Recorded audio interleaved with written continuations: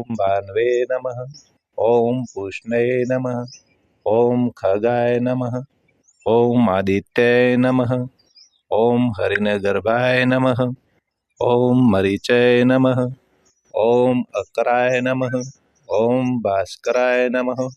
ओम सवित्रे नमः। ओम श्री सवितृ सूर्यनारायणाय नमः।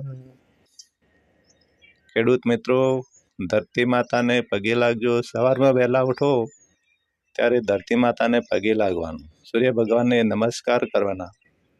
નહીં, ધરતી માતા આપણને ફળ આપે છે, કર્મ કરો એવું ફળ આપે છે। માટે તમે સરસ ખેતી કામમાં ધ્યાન આપો। ખેતરના સાથે પ્રેમ રાખો।